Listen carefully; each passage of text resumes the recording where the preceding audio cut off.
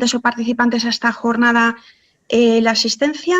Como anunciamos hace varias semanas, desde la Plataforma Cívica por la Independencia Judicial hemos organizado diversas actuaciones en relación con la reforma de la Ley de Enjuiciamiento Criminal propuesta por el Ministerio de Justicia, cuyo anteproyecto se aprobó recientemente el 24 de noviembre de 2020.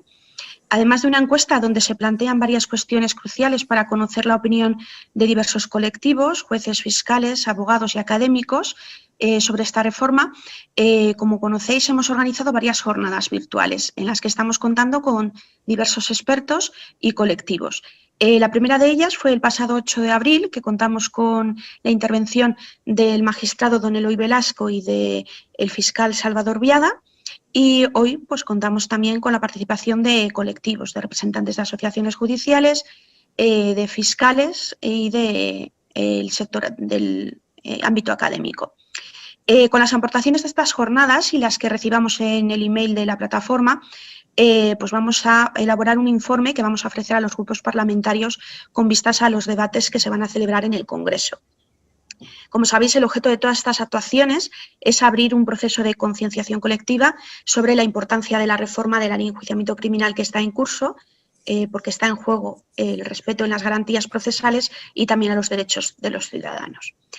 Sin más, reiterando el agradecimiento a todos por la participación en esta y otras actuaciones de la plataforma, voy a empezar a dar la palabra a los distintos ponentes. En primer lugar, nos acompaña don Fernando de la Fuente Unrubia, que es viceportavoz de la Asociación de Jueces y Juezas para la Democracia.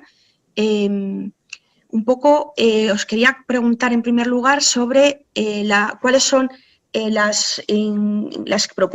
impresión general que tenéis cada uno de vuestros colectivos en representación de los que actuáis sobre esta reforma, sobre el anteproyecto de Ley de Enjuiciamiento Criminal.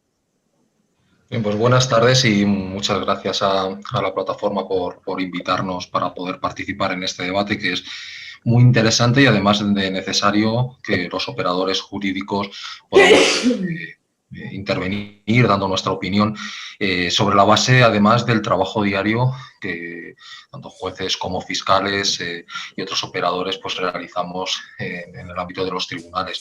Seguro que nuestra experiencia pues puede ayudar a mejorar el texto definitivo si finalmente se aprueba, cosa que esperemos que sí, porque bueno, hemos de recordar que estamos trabajando con una ley de enjuiciamiento criminal pues que tiene ya más de 2 siglos, con que ha sufrido múltiples reformas. Al final no es un texto original, sino que es un texto con múltiples adiciones, supresiones y, en definitiva, al final acaba perdiendo un cierto sentido sistemático y un cierto sentido funcional en atención a la sociedad del siglo, una sociedad del siglo XXI, y por tanto el que finalmente pueda aprobarse una nueva ley de enjuiciamiento criminal, desde luego nos merece una valoración positiva. El texto que se ha presentado por parte del Ministerio nos parece un buen punto de partida. Seguramente hay muchas cuestiones que puedan perfilarse y mejorarse, pero así en una primera aproximación, pues desde luego parece que es un texto que estaba muy bien estructurado en cuanto a la sistemática. Es decir, hay cuestiones que pueden mejorarse, insisto, pero está muy bien diferenciados cuáles son los principios generales del proceso penal, las medidas cautelares, los aspectos relativos al juicio oral, en fin, es de fácil lectura. Insisto, podremos estar de acuerdo cómo se tramiten algunas cuestiones. Las injerencias, por ejemplo, en derechos fundamentales también están reguladas de una manera muy, muy precisa, pero por lo menos yo en una primera aproximación destacaría esa facilidad sistemática que tiene el anteproyecto. Luego, claro, es un anteproyecto muy rupturista, infinitamente rupturista, ¿no? Porque incorpora, entre otras cosas, como cuestión fundamental y básica, que es una ruptura de nuestro sistema tradicional, la investigación por parte del fiscal, ¿no? Es verdad que en nuestro entorno europeo es lo de investigación que es el prototipo y, por tanto, quizá tenemos que un poco mirar a nuestros modelos europeos con nuestra propia idiosincrasia. Pero bueno, es un cambio muy importante. El propio anteproyecto quiere analiza la figura de la Fiscalía Europea, ¿no? Es decir, parece que tiene poco sentido que si nosotros como país, como ordenamiento jurídico europeo, nos encontramos dentro de una figura como es la de la Fiscalía Europea, luego tengamos un sistema que no acabe encajando con esos principios europeos de investigación. Bueno, ha sido una primera aproximación. Insisto que como todo anteproyecto está sujeto a múltiples sugerencias y probablemente pues, a modelos más eficaces o al menos aspectos más discutibles. Pero como punto de partida está claro que tenemos que iniciar esta fase. Llevamos ya muchos años hablando de la nueva ley de enjuiciamiento criminal y nunca ha echado a andar, siempre se ha quedado en un cajón y bueno, pues dada la situación en la que vivimos, tan brusca y tan complicada en la administración de justicia con motivo de la pandemia, donde hemos tenido que cambiar tantas cosas, a lo mejor es un buen momento para aprovechar la inercia y poder hacer estos cambios. Ya por último, sí que una cuestión que consideramos relevante es que si se va a ir a un modelo, como parece que se quiere ir, de tribunales de instancia, el que la propia ley de enjuiciamiento criminal ya anticipe su encuadramiento dentro de esa nueva estructura judicial, pues es algo positivo. Es decir, no tendría ningún sentido una ley de enjuiciamiento criminal que al final no pudiera aplicarse de una manera efectiva porque el modelo sobre el cual está creada o pensada no va a obedecer a la realidad. Entonces tiene que ir un poco todo coordinado en ese sentido. Los tribunales de instancia es algo muy importante igualmente, que supone una ruptura respecto a nuestro sistema de estructura judicial y, por tanto, la ley de enjuiciamiento criminal debe acompasarse a esos cambios que se quieran hacer. No es una empresa fácil, es difícil, pero yo creo que aquí la responsabilidad de todos los colectivos jurídicos es importante para contribuir a que tengamos un proceso penal moderno y bueno, pues al final con el que todos nos sintamos relativamente a gusto, sabiendo que habrá cosas que nos gusten más, pero que por lo menos sea un marco moderno que nos sirva de plataforma para muchos años pues poder tener esas herramientas que nos ayuden en el día a día. Muy bien, muchas gracias, Fernando. María Alemán, que magistrada de Pamplona y que interviene en representación de Foro Judicial Independiente. Hola, buenas tardes. Bueno, gracias por la invitación. Como decías, efectivamente intervengo en representación de Foro. Somos un grupo los que hemos hecho un informe en relación con el anteproyecto de la Ley de Enjuiciamiento Criminal. Entonces, las pautas, dado además la imposibilidad espacial y temporal de hacer un análisis conjunto de toda la reforma, pues me voy a centrar en determinados aspectos. Es cierto, como planteaba el compañero de Juezas y Jueces para la Democracia, que supone un avance en el sentido de que tenemos una ley de enjuiciamiento criminal que es decimonónica y que precisa de una modificación evidente. Ahora bien, en determinados aspectos de la actual estamos bastante satisfechos, del anteproyecto me refiero. Estamos satisfechos en el sentido de que afronta regulaciones que consideramos que son necesarias, que además incorpora determinados aspectos, por ejemplo, de la jurisprudencia del Tribunal Supremo, que ya están consolidados y que quedan de esta forma incorporados a la legislación, pero en otros aspectos entendemos que incluso el espíritu del articulado necesitaría de una depuración bastante clara, porque en primer lugar lo que a nosotros nos ha llamado poderosamente la atención es la postura en la que queda la víctima a lo largo de toda la ley de enjuiciamiento, de todo el anteproyecto que se plantea de noviembre de 2020. En primer lugar, porque entendemos que es un retraso respecto al Estatuto de las Víctimas en muchos de los aspectos que realiza. No me voy a extender, pero es que, por ejemplo, resulta poderosamente llamativo que ni siquiera prevé que se notifique la sentencia a la víctima, cosa que en el Estatuto sí que se prevé. Y como esto, múltiples otras previsiones que durante todo el articulado omite a la víctima o directamente la deja de lado. En este sentido, llama la atención que es que incluso cuando estamos hablando, por ejemplo, de sentencias o cuestiones relativas a personas con incapacidad, limita también la actuación de la acusación particular como mero actor civil. No podrá plantear la víctima ni siquiera un alejamiento o algún otro tipo de medida en su de protección. Es algo que está durante todo el articulado de la ley y que nos ha sorprendido negativamente. Otro aspecto que entendemos que en los principios generales debería ser susceptible de una nueva lectura es la referencia, por ejemplo, en los artículos 4, 5 y el artículo 20, a la prohibición de las torturas, tratos inhumanos o degradantes. Somos conscientes, y en concreto Emilio, mi compañero y yo, pues bueno, somos magistrados de lo penal en Pamplona. El Tribunal Europeo de Derechos Humanos ha dictado sentencias porque no se ha procedido, no entiendo cómo se ha procedido a la investigación de las torturas denunciadas, pero de ahí a que en un texto como una ley de enjuiciamiento criminal se recuerde que están prohibidas las torturas y tratos inhumanos o degradantes, que son un delito, y que las pruebas obtenidas a raíz de esas conductas no son susceptibles de valoración, pues también nos ha llamado poderosamente la atención. Entendemos positivo, por ejemplo, que se plantee el legislador la regulación de la acusación popular, por ejemplo, dentro de los aspectos positivos, pero lo que no entendemos es cuál es el criterio para el catálogo de delitos que se recogen como aquellos susceptibles de intervención de la acusación popular. La exposición de motivos no lo explica y directamente pues, no sé cuál es la justificación de por qué unos tipos sí y otros no, dentro incluso de, en fin, de delitos que son de la misma naturaleza.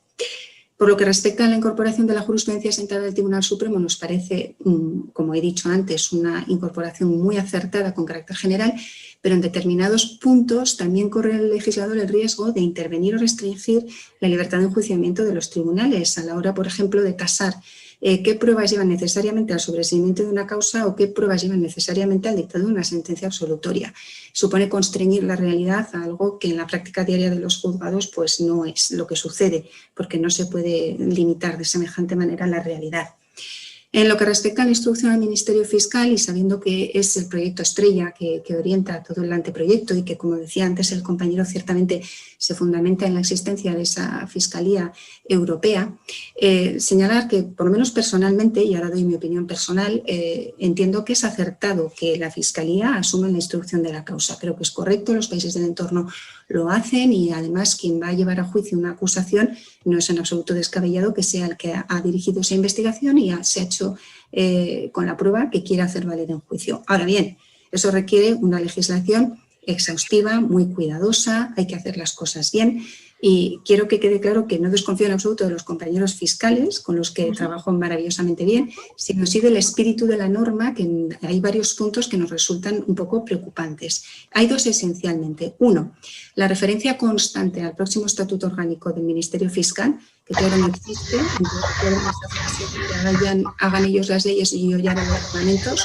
porque se refiere a una futura reforma.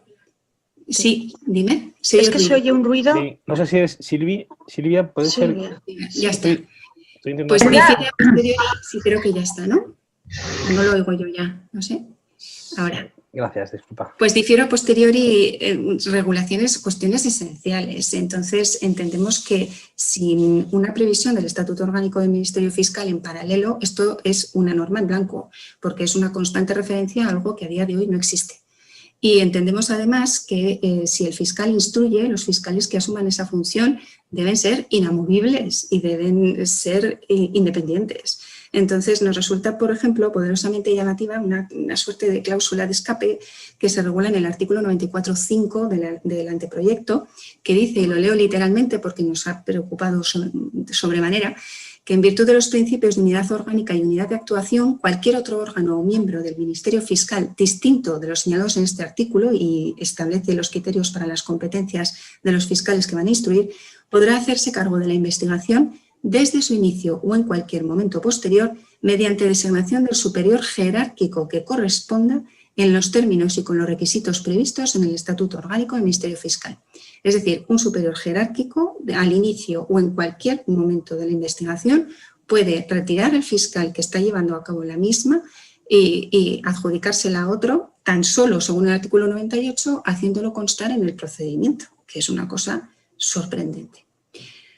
Esto entraremos, supongo, más adelante. Sí, luego te comentaremos un poco sobre el tema de la movilidad. El fondo de la idea es correcto, la forma de la articulación nos ha llamado la atención sobremanera. Por lo que respecta a la ejecución penal, entendemos muy acertado que se afronte una regulación, porque es necesaria, porque realmente estamos trabajando pues, con flecos, unas cosas por un lado, otras cosas por otro, y es imprescindible llevar a cabo una ejecución penal y lo valoramos positivamente en la regulación, pero entendemos que hay también dos aspectos que deberían reconsiderarse. Por un lado, que llega a aspectos en los que solicita una motivación adicional, una motivación reforzada para la adopción de decisiones continuadas durante la ejecución de una pena, cuando lo cierto es que ya estamos ejecutando una sentencia que debe ejecutarse en sus propios términos y que, por tanto, pues en fin, es como una justificación constante sobre aquello que se está cumpliendo. Y, en segundo lugar, que creemos que aquí el legislador, y con todos mis respetos, peca de desconocimiento de la práctica ordinaria de los juzgados, porque prevé comparecencias hasta el infinito. Entonces, desde la comparecencia en la fase preliminar hasta comparecencias posteriores, las hay para todos los gustos, al inicio de la ejecución, las hay para resolver sobre la suspensión, sobre la revocación, sobre la remisión. O sea, yo creo que desconoce o no sé, es sorprendente, por un lado, que los clientes, y lo digo con todos mis respetos, que tenemos tanto fiscales como jueces como abogados, en el ámbito de una ejecución penal no son precisamente los más dados a acudir cuando se les llama para cualquier cosa y plantea una dificultad muy seria sobre cuáles son las consecuencias si ese particular no viene cuando le has citado. En segundo lugar, olvida por completo la figura del procurador, que sigue existiendo en la ejecución penal, pero realmente, visto lo visto, no se sabe muy bien para qué.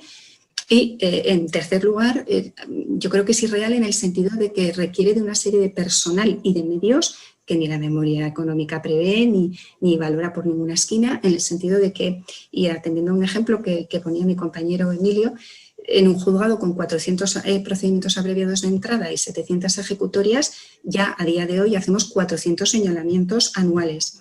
A partir de ahora habrá que hacer una fase preliminar en esos abreviados, ya son 800. Luego, con sentencias condenatorias 250, 300, una comparecencia por cada ejecutoria al inicio. Y a partir de ahí, si hay que resolver una suspensión, una revocación, una remisión. Entonces, ¿eso cómo lo hacemos? ¿Dónde lo hacemos? ¿Cómo citamos? ¿Cómo van a manejar sus agendas los jueces, los fiscales, los letrados? Es, pues muy bien, el papel le aguanta todo, pero la realidad de los juzgados es difícilmente subsumible en esos términos. Para nosotros, pues sí, es un éxito el afrontar una regulación de estas características, pero entendemos que omite lo que es la realidad. Y terminando de momento, apuntando un poco lo que has dicho tú con anterioridad, esto se ha convertido en una ley de enjuiciamiento criminal, es un anteproyecto isla, que le llamo yo, porque es lo único que se prevé reformar. Entonces, ¿qué pasa con la Ley Orgánica del Poder Judicial? ¿Qué pasa con la Ley de Demarcación y Planta Judicial? ¿Con el Estatuto Orgánico del Ministerio Fiscal? Porque la previsión de que en 3 años desde la entrada, desde la publicación de esa ley, el Gobierno, la Ley de Demarcación y Planta y la Ley Orgánica del Poder Judicial las promoverá su modificación, eso es un brindis al sol. Tanto es así que su disposición final primera creo que prevé que si cuando entra en vigor la Ley de Enjuiciamiento Criminal no ha habido modificaciones adecuadas en los órganos de justicia, nos tendremos que hacer una suerte de readaptación aplicando la regulación de la Ley Orgánica del Poder Judicial a la previsión de la Ley de Enjuiciamiento Criminal si deviene en ley. Y eso es imposible porque ahora no existen ni secciones de enjuiciamiento, ni secciones de ejecución, ni el juez de garantías. O sea, no sé, yo creo que la propia norma prevé que va a existir una seria dificultad a la hora de llevar a cabo esa modificación. Comparto con el compañero que es muy ambiciosa la modificación, pero creo que hay que abordarla desde todos los ámbitos, no quedarnos exclusivamente en el ámbito de la Ley de Enjuiciamiento Criminal. Muchas gracias, María. Luego entraremos sobre alguno de los puntos que has tocado. Sí. Silvia López Hueto es secretaria de la Asociación Profesional Independiente de Fiscales. A ver si se oye bien porque había un ruido de fondo y creo que es de ella. David, ¿le enciendes? ¿Sí? ¿Se me oye? Sí, lo que pasa es que se te oye de fondo, se te oye un ruido. Ay, pues estoy sola. El perro... Prueba a ver.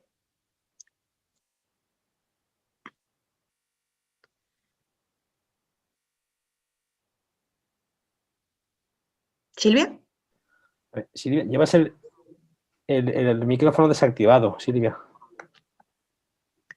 Ahora, ya. Ahora. Esto de las tecnologías. Es mi caos. ¿Qué tal, Silvia?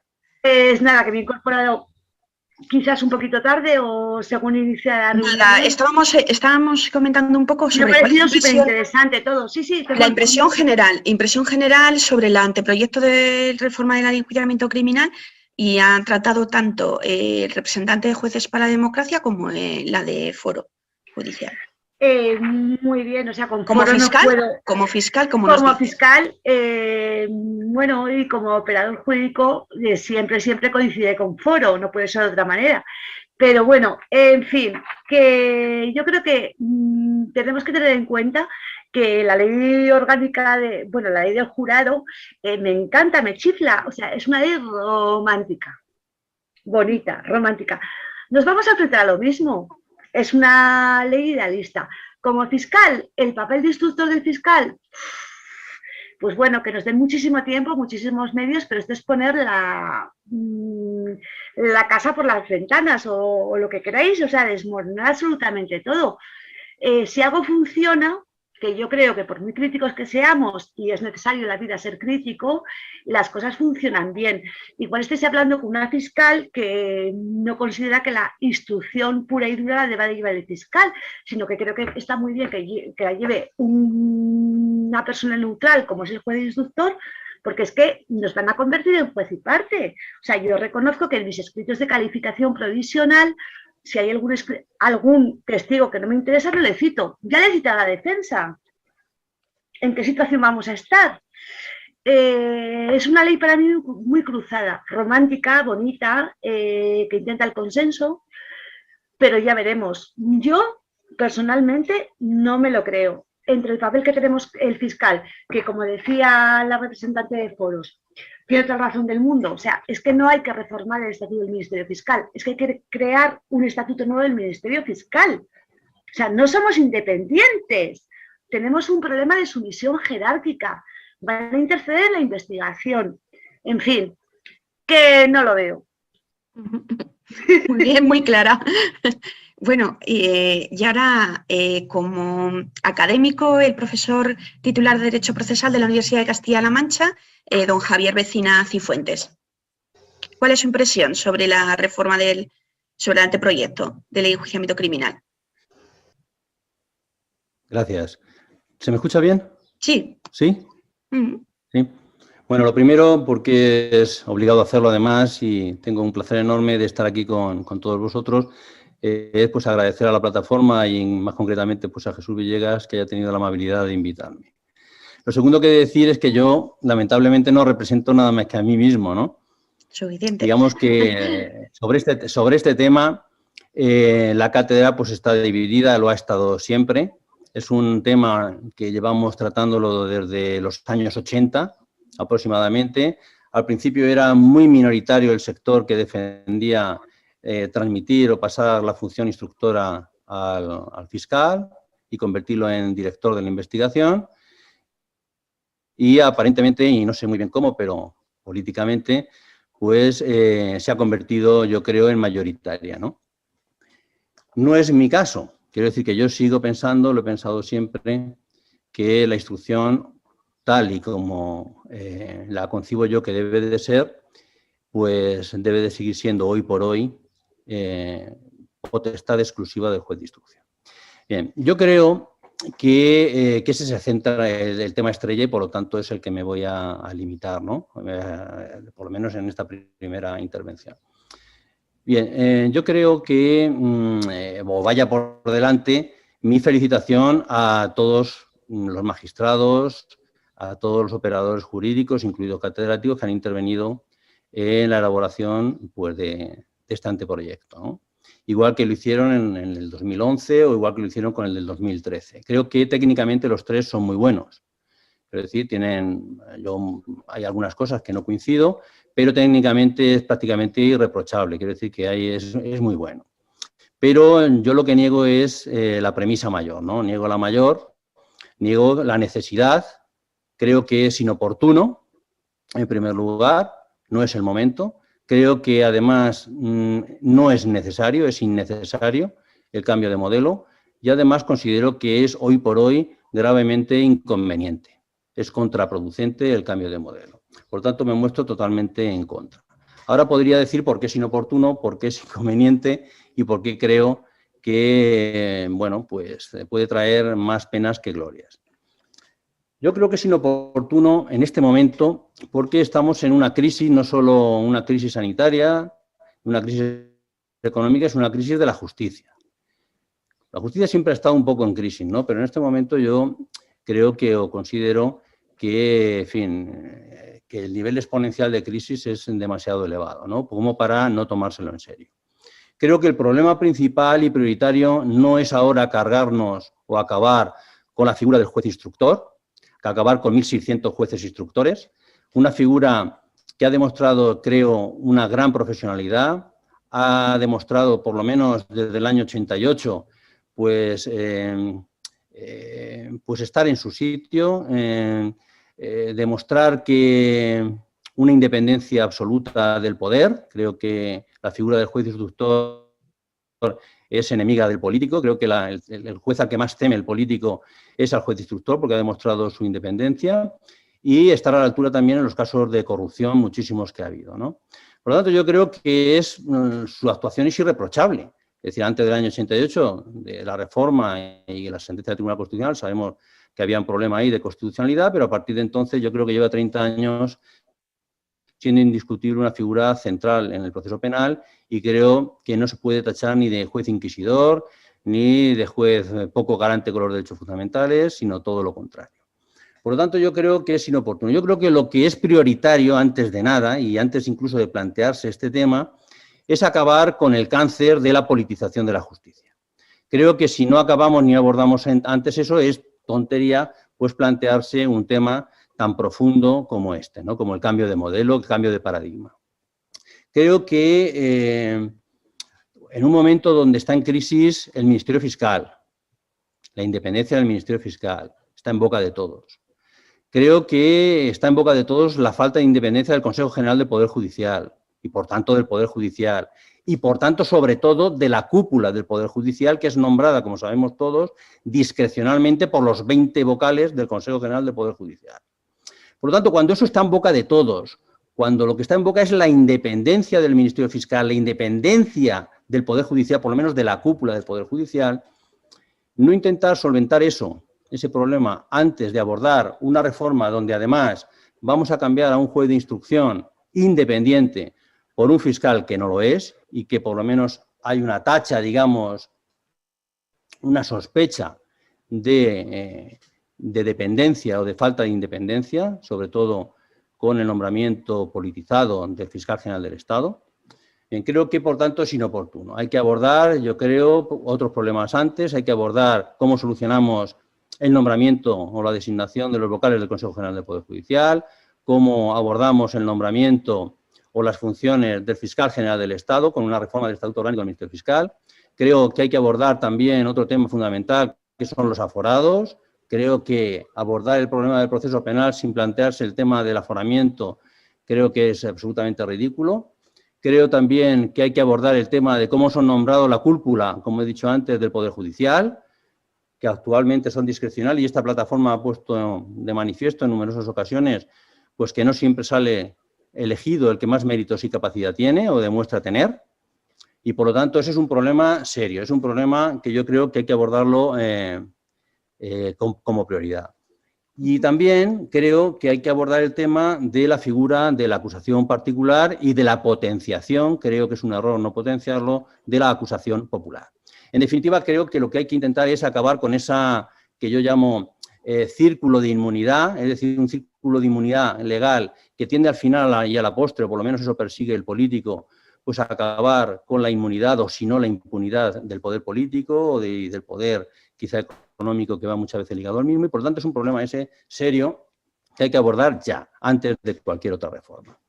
Bien, y por lo tanto es inoportuno, no es el momento, no toca. Vale. Lo segundo es que creo que es además innecesario. Creo que ese cambio de modelo no es necesario en estos momentos. Creo que la figura, como he dicho antes, de juez de instrucción no está en duda.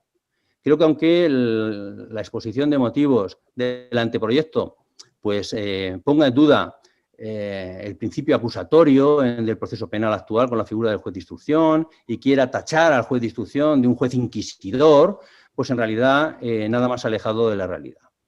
Yo creo que, y es así, que primero ni la Constitución exige el cambio de modelo, ni tampoco, aunque muchos empeñen en ello, el anteproyecto, la exposición de motivos, tampoco el derecho europeo, no lo exige, solo exige esa Fiscalía Europea para aquellos delitos que tengan que ver con delitos económicos que puedan poner en peligro, ¿no?, la financiación de la Unión Europea, bien, pero solo en ese limitado ámbito objetivo, y por lo tanto la prueba la tenemos en que hay otro anteproyecto, ahora ya tramitándose como proyecto de ley, que regula ese proceso penal con la figura, compatibilizándolo con la figura del juez instructor. Es decir, que es difícil, sí, pero es que se puede hacer, sí, igual que actualmente pues tenemos también el proceso de menores, que rige con otro modelo de un fiscal investigador que es plenamente compatible con el que tenemos en el proceso penal de mayores, ¿no?, con el juez de instrucción.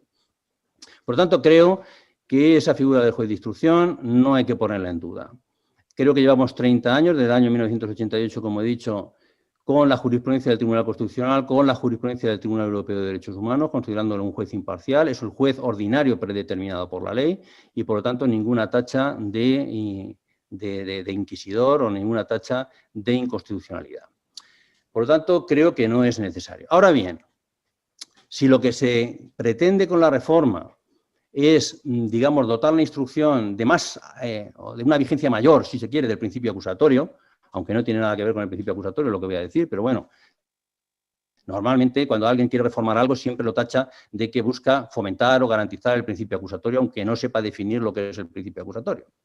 Bien, quiero decir que si lo que pretende es sustraer del actual juez de instrucción funciones como las medidas cautelares, personales sobre todo, pero también las reales, en la fase instructora, o el juicio de acusación, es decir, el conocimiento o la intervención en la fase intermedia, pues muy bien, no pasa nada. A mí me parece incluso bueno y sería provechoso. Pero para eso no hace falta sustituir al juez de instrucción por un fiscal investigador, sino que hace simplemente falta hacer lo que se ha hecho, que es introducir el juez de garantías o un juez de la audiencia preliminar, es decir, una cosa, uno o los dos, ¿no?, incluso. Por lo tanto, que hubiera 3 jueces. El juez instructor dedicado a la investigación, un juez de medidas cautelares y tutela de derechos fundamentales y otro juez que va a intervenir en la fase intermedia, ¿no?, en la audiencia preliminar. Muy bien. Por lo tanto, aunque se diga, aunque se pretenda o se quiera hacer ver que el fiscal es algo esencial para acabar con un juez que es inquisidor, pues ese fomento del principio acusatorio se podría conseguir de otra manera, sin necesidad de acabar con el juez de instrucción. Por lo tanto, es inconveniente. Y luego, creo que es también contraproducente, o que puede llegar a ser contraproducente, porque a diferencia de lo que le pasa al juez de instructor, que es plenamente constitucional, no hay ningún precepto de la Constitución que exija acabar con el juez de instrucción. Sin embargo, al fiscal investigador sí que tiene, digamos, serios problemas, o puede tenerlos desde el punto de vista de algunos principios o derechos constitucionales.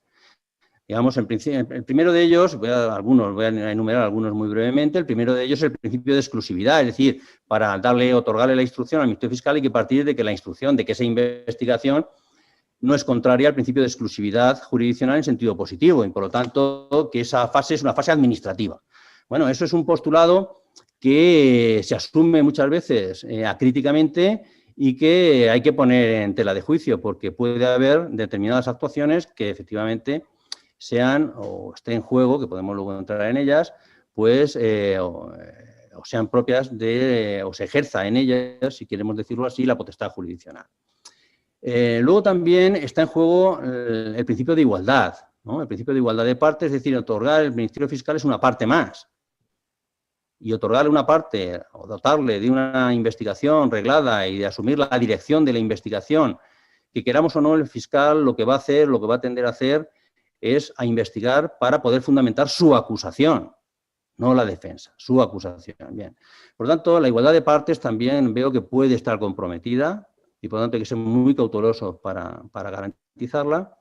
Y, bueno, acabar también, como se quiere o se pretende, o disminuir enormemente, por lo menos en esta primera fase, pero una vez que se empieza ya no se acaba. Es decir, la importancia, el juego de la acusación popular, etcétera, pues también puede comprometer el 24.1 de la Constitución, entre otros preceptos, ¿no? Por lo tanto, quiero decir que mientras que defiende el fiscal investigador, tiene que justificar por qué no se vulneran todos estos preceptos y derechos fundamentales. Lo que sí está claro, el que juez de instrucción que tenemos es plenamente constitucional, absolutamente constitucional. No puede haber duda alguna. Se puede hacer más garante del principio acusatorio, bien, pero no es inconstitucional.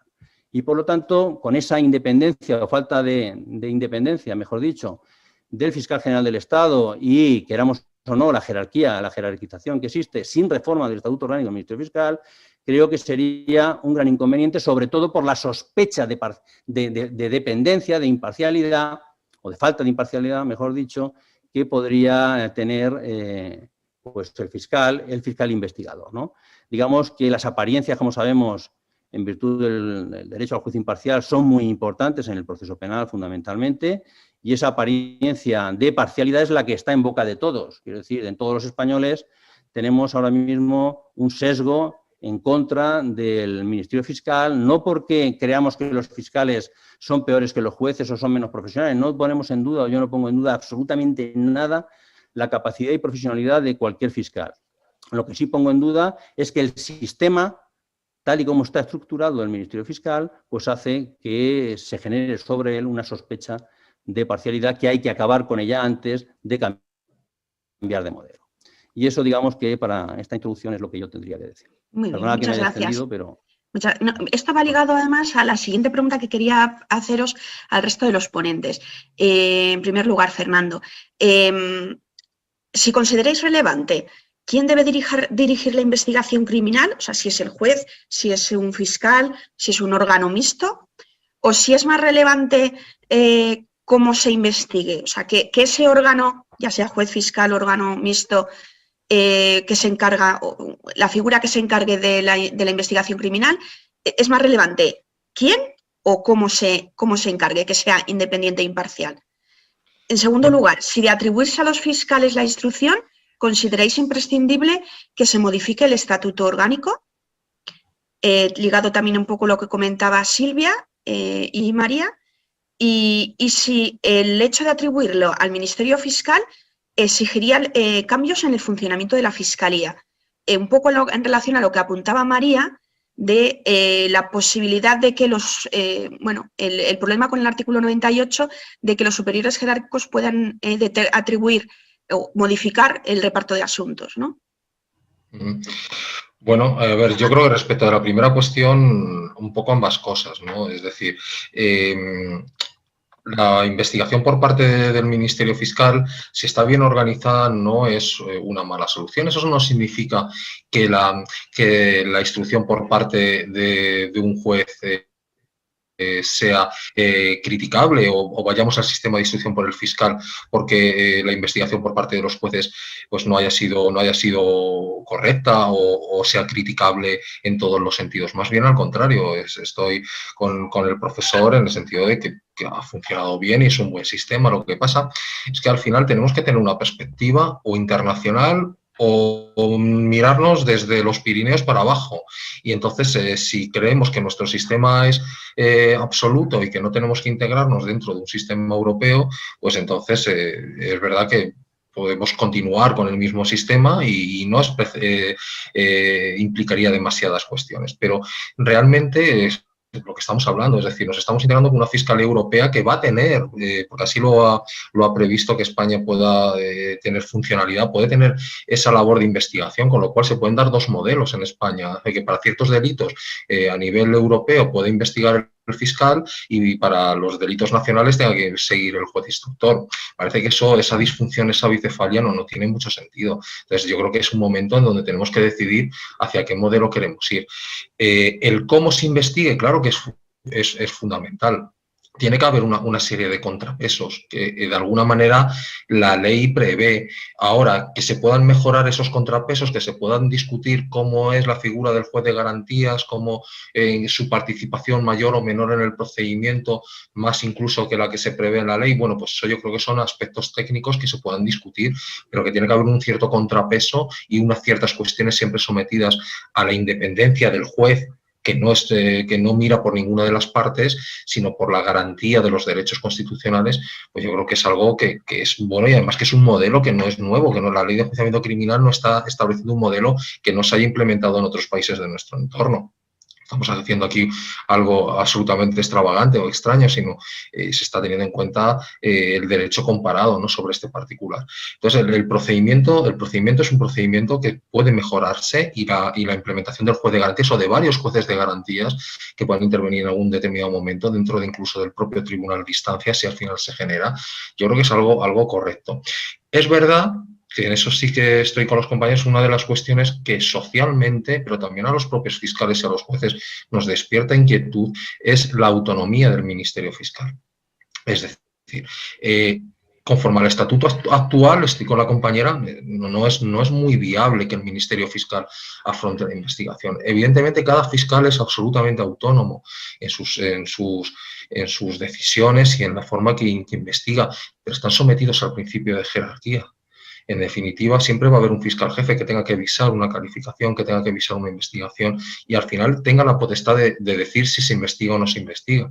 Es verdad que actualmente los fiscales, conforme a su estatuto, pueden plantear objeciones incluso a esos visados y hacer un informe, pero eso sabemos que en la práctica es muy complicado y al final, pues en muy pocas ocasiones se ve que un fiscal, ante una negativa de un superior a que se tramite un asunto, en contra de su criterio, plantea un conflicto de esa naturaleza, ¿no? Entonces, eso realmente a nivel de la investigación del fiscal tiene que corregirse y tiene que darse una autonomía funcional y al final los superiores jerárquicos tienen que quedar una cuestión más de coordinación, pero sin que esa autonomía quede afectada.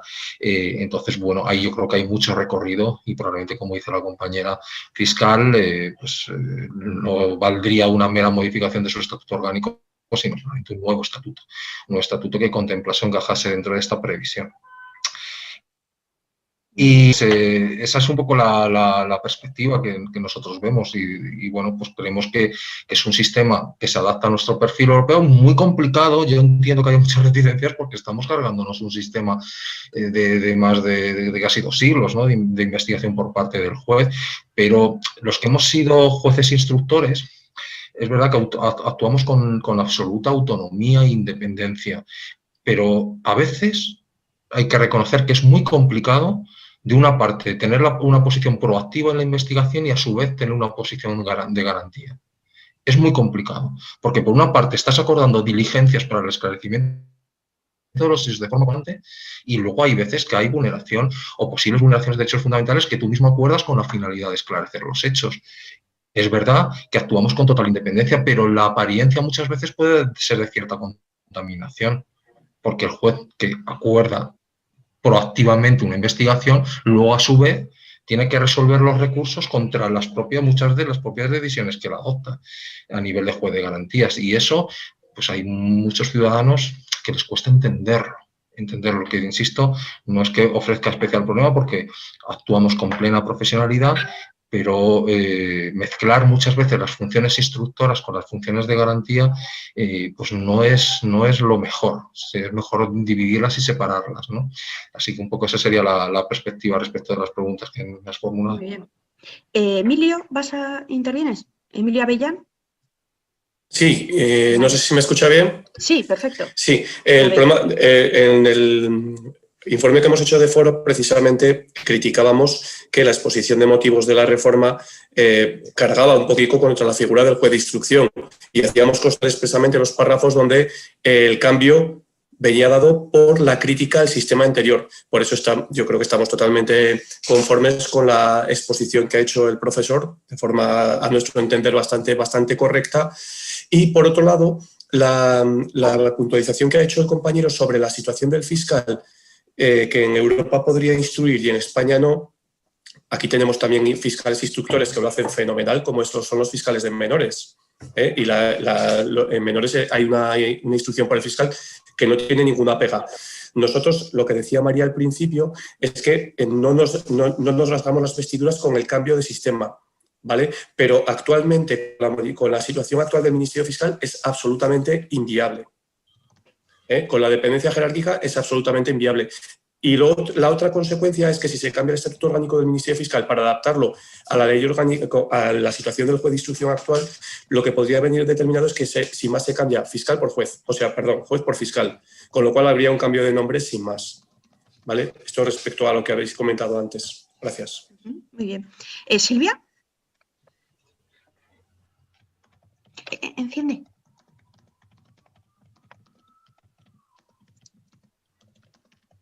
Silvia, el micrófono. Silvia, enciende. ¿Ya? ¿Bien? Ahora, sí. Menos mal. Que nada, súper interesante, me están encantando vuestras aportaciones, pues una maravilla. Tenemos que haber dedicado esto 3 días, porque tenemos tanto de lo que hablar. En cuanto a tu pregunta, ¿quién y cómo? ¿Quién o cómo? Me quedo con quién y cómo. O sea, ¿quién? ¿Vale? Pues si se empeñan en que sea el fiscal, me niego a decir que esté siguiendo la estela europea, porque la Fiscalía Europea está creada con nuestros representantes. O sea, tenemos como en Miss España, pues tenemos a Conchita Sabadell, que es nuestra Miss España, ¿no? Es nuestra fiscal representante, pero para unos temas muy determinados. O sea, se funciona de otra manera. Aquí funcionamos llevando la instrucción al juez y, por otra parte, el fiscal, que también puede pedir diligencias. ¿Que lo tiene que llevar el fiscal? Muy bien. ¿Quién? ¿Cómo? Con medios, que no los tenemos. A ver, Jesús, tú tienes una oficina con ¿cuántos funcionarios? 7. Yo tengo media funcionaria. ¿Qué voy a hacer? O sea que, insisto, es muy bonito, pero esto es poner la casa patas arriba. Y, por supuesto, tenemos el gran problema de la Fiscalía, que también tendríamos que cambiar uno de nuestros principios, que es la sumisión jerárquica. Porque, a ver, personalmente no puedo hablar porque no he sentido presiones, pero sí que es verdad que muchas veces se funciona a golpe de teléfono. Entonces, el día que tengamos un fiscal general de los fiscales y no un fiscal general del gobierno, que lo elige el gobierno, pues igual las cosas cambian. Pero de momento, nos guste o no, y como fiscal, y me encanta mi trabajo, hay que reconocer que somos muy políticos. Experimentos, la instrucción, pues sí, anticorrupción, instruye. Menores, instruye. En violencia, Jesús lo puede decir, tenemos un consenso estupendo entre jueces y fiscales, que es una maravilla, que instruimos como quien dice a medias. Pero, en fin, que esto hoy por hoy me parece un disparate. Muy bien. Un poco sobre... María, ¿querías añadir algo? ¿Me parecía? No. No, bueno, que me ha gustado eso de quién es cómo y cómo es reforma. O sea, es que no se pueden separar las 3 cosas. Quién lo hace, pues será según cómo lo haga y con qué legislación lo haga. Y llevar a cabo una reforma del Estatuto Orgánico del Ministerio Fiscal o solo un nuevo Estatuto Orgánico del Ministerio Fiscal, visto el anteproyecto, es insuficiente, porque la previsión de la adjudicación de la instrucción literalmente otorga al superior jerárquico la posibilidad de quitar y poner a los fiscales desde el principio o a mitad de una investigación. Entonces, a partir de ahí, lo que quiera poner el estatuto nuevo del Ministerio Fiscal, pues nos va a dar igual, porque si esto sale adelante, está claro que van a poder hacerlo y que del principio jerárquico no se prescinde. Me ha gustado la intervención del profesor, no obstante, relativa a la independencia judicial, que es uno de los bastiones de foro que suscribo totalmente, que así no podemos seguir porque, desde luego, es como la mujer del César. No solo hay que serlo, sino también hay que parecerlo. Muy bien. Sobre la pregunta que he hecho, entiendo, Javier, que me había respondido, pero me puedes ampliar, dime. No, pero alguna... Sí, por eso. Si me dejas... Sí. Yo querría, sí, hacer un par de matizaciones, ¿no? O de reflexiones. Bueno, en primer lugar, yo creo que lo que tiene que quedar claro, diga lo que diga el anteproyecto, es que el juez de instrucción y la instrucción está regida por el principio acusatorio.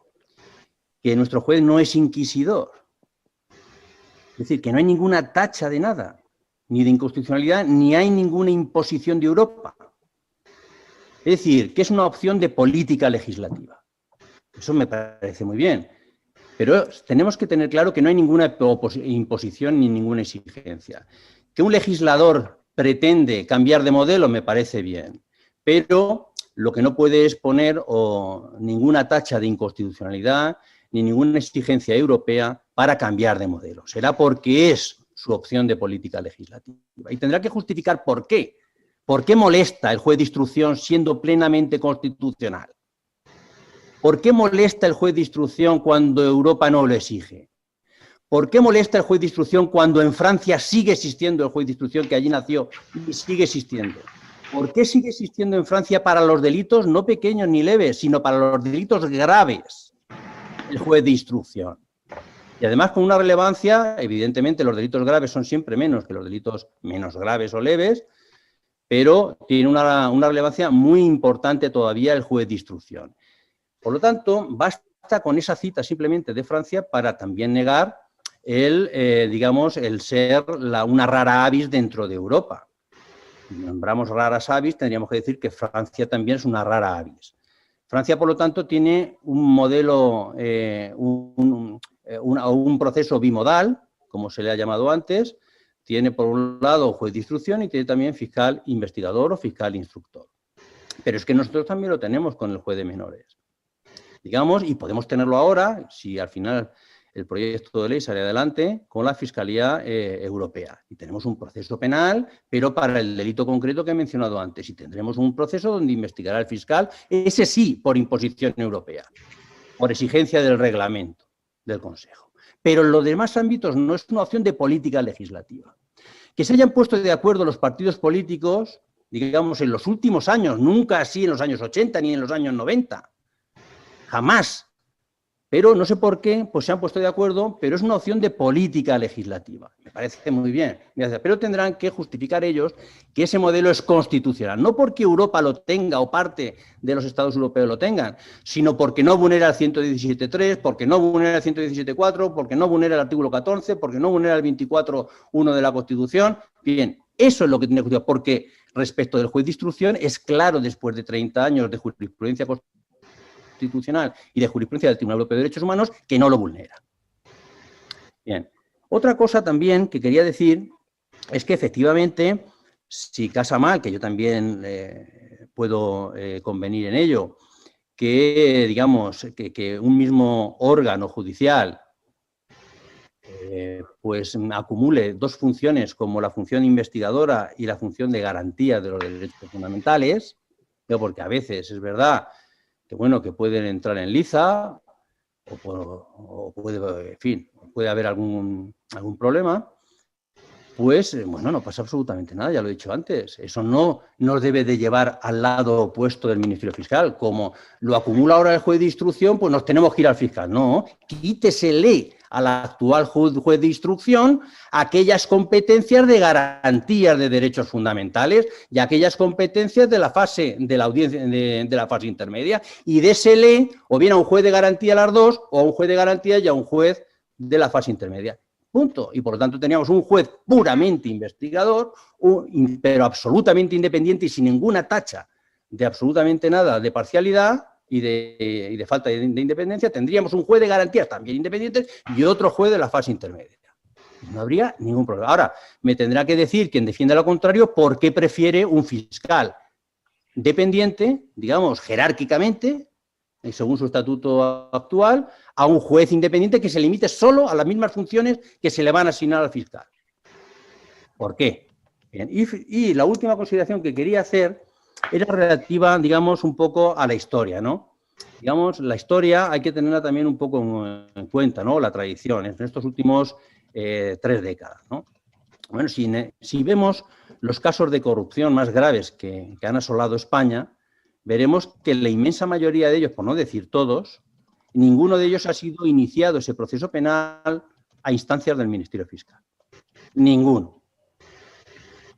Es decir, miremos el que quieran, los Gürtel, los ERE... La acusación popular, siempre así. El que sea. Quiero decir, ha sido la acción popular. Es decir, esa denostada acción popular es la que ha puesto de manifiesto la corrupción en España, que se cuenta por doquier y que afecta a todos los partidos políticos que han tocado poder. Claro, eliminar de un plumazo al juez de instrucción, que es el que lo ha destapado junto con la acción popular, y decir y confiar en que el Ministerio Público, que no, ya digo, no ha destapado, aun cuando salían informaciones periodísticas en muchos casos, quiero decir, y se sabía y se hablaba, porque los periodistas iban por delante, no se le ocurría ejercitar nunca la acción penal. Quiero decir, en esos casos, que esa es la historia, eso es lo que la historia demuestra, confiar plenamente en que sí lo haga ahora, bueno, pues yo no tengo esa confianza, la verdad. Quiero decir, me la podrá demostrar luego con el día a día, pero lo que ha demostrado hasta ahora es que pudiendo hacerlo no lo ha hecho. Por lo tanto, ser dueño ahora de la investigación, pues digamos que esa tacha, digamos, o esa sensación que puede tener muchas personas y la sociedad en general de que la Fiscalía no es independiente y que el juez de instrucción puede tener muchas pegas, digamos, que podrían eliminarse haciendo lo que acabamos de decir, pero que sí que es independiente y nadie duda de la independencia que tiene y de los casos que ha aflorado, digamos, pensemos en los ERES y pensemos en quién fue la jueza de instrucción. Bueno, pensemos, ¿ese modelo de juez de instrucción es el que es antigarantista? ¿Ese modelo de instrucción es el que es inquisidor? Bueno, pues yo creo que, en fin, que con muchas reformas, pero con mucha cautela, pues se puede todavía confiar en la figura de juez de instrucción que sigue estando vigente en Europa. Nada más. Muy bien. Si queréis alguno añadir algo y si no pasamos al último punto. Yo solo quería decir una cosa, abundando un poco en lo que se ha expuesto ahora. Nos resultó muy, muy doloroso leer en la exposición de motivos en relación con esto. El punto 5 dice literalmente, y se refiere a la jurisprudencia del Tribunal Constitucional y Tribunal Europeo de Derechos Humanos, dice que esa jurisprudencia dejaba entrever, y leo literalmente, la sombra de duda que seguía pesando sobre el juez de instrucción. Sorpresa. Y sin embargo, en el punto 16, cuando intenta justificar en cierta medida la atribución de la instrucción al Ministerio Fiscal, habla de que tiene un deber de imparcialidad, y leo de nuevo literalmente, inherente a su especial posición constitucional como defensor objetivo de la legalidad. Eso es toda la justificación que se puede encontrar en la exposición de motivos relativa a este cambio de competencias y, desde luego, como jueces me parece que es inadmisible que en el texto de una ley de enjuiciamiento, ya sea en la exposición de motivos o en el articulado, se ponga en duda la función del juez de instrucción. Podemos discrepar en si el modelo más apto es uno, es otro, el juez de instrucción con un juez de garantías, pero esto a mí me pareció inadmisible, esto es impresentable.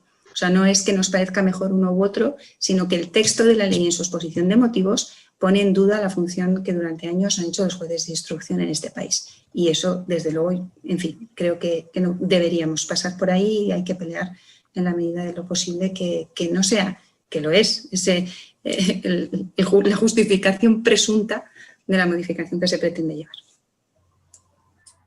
Quiere hablar también José Benito, que es del Sindicato de Oficinas Judiciales, ¿no? Vale. ¿No se oye?